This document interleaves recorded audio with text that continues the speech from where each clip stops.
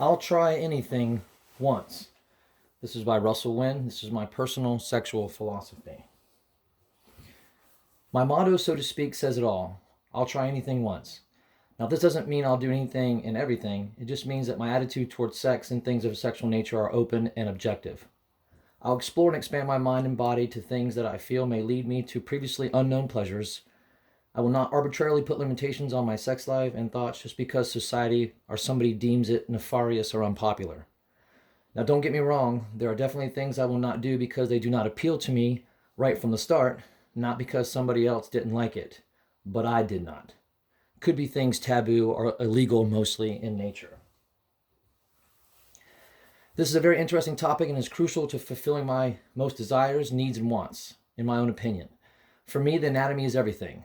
I'm a visual person, so if the visual is skewed in some shape or form, then it's hard for my mind to temper that and then to still remain sexually aroused. Now, if something out of somebody's control happened to somebody I loved, such as cancer or a car wreck or disfigurement, then of course this goes out the window and human decency takes over. I'm not saying that anatomy and looks is everything, but it's definitely the starting point for me. I feel that the person I match up with should be close to or equally yoked with me, such as body, health, mind, and activities. They should invest in themselves and try and remain the best version of the person that they can be. My goal is the same. Who I am sexually. This is a rather easy question because I've had 48 years of experience getting to the realization to now know who I am sexually. I'm open, I'm honest, I'm free, I'm risky, I'm curious, I'm spontaneous, I'm visual, I'm passionate, I'm compulsive, I'm deviant from time to time, I am porn, I am women of all types, I am lust, I am love, I'm curious, I'm taboo, and I am role play. Essentially, I am me. What I'm not gay, I'm not mean, I'm not totally superficial, I'm not homophobic, I'm not interested in animals, I'm not into BDSM, I am not into young children, I am not shy, I am not scared, I'm not bound by religion. I will say it once again, not shy, I'm not afraid to try new things. The asterisk from up top, I personally do not find overweight women attractive. It's actually a turnoff for me. And things taboo, such as paying for escorts or prostitutes, are not out of the question. Wants and want-nots. Wants are equally simple. I want everything. Okay, not everything. I just want to receive back what I put in.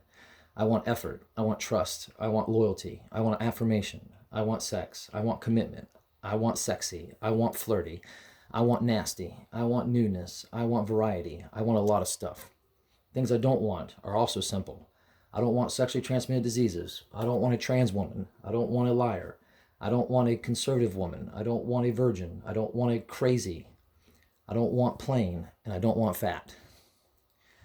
And I'll explain the asterisk at the bottom. Nasty meaning things from time to time that are on the edge of normal, like maybe peeing on somebody.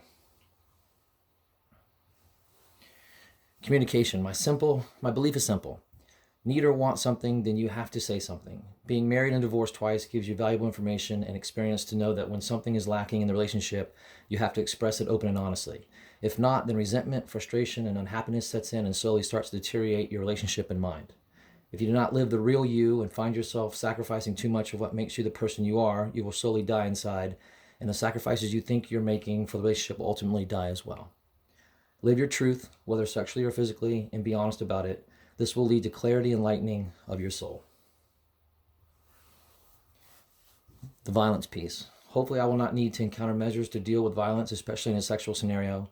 However, I'm prepared to step in and challenge, face, or mitigate any circumstance that needs attention or help from me. I will not stand by and let a perpetrator have their will done on any unsuspecting person or individual. This includes harassment, sexism, misogyny, or threats to others as well. I have 3 daughters, and I will hope that this statement above will also be true for people who might be around if something were to happen to one of my girls and they needed some assistance. Staying healthy. Fortunately, I'm still in the military and I have no choice for the time being to at least stay physically healthy, and I would like to think my mind is right there with the rest of my body. I will continue to do things that make up who I am and things that give me pleasure and affirmation of life. My family, friends, and others are strategically placed within my life to provide support, love, and protection so that if I If and when needed, I can reach out and grab a lifeline from them. This is the best defense from depression, loneliness, anxiety, or other illnesses that rot the mind and body from being as fruitful as it can be. In conclusion, I hope I've provided insight and light into my life, sexual pleasures, appetites, desires, and yearnings for an enjoyable read. This class was helpful in explaining many different nuances about sex and sexuality that really added to my learning. The struggles of individuals with gender identity crisis and the ostracizing of others with similar conditions is alarming.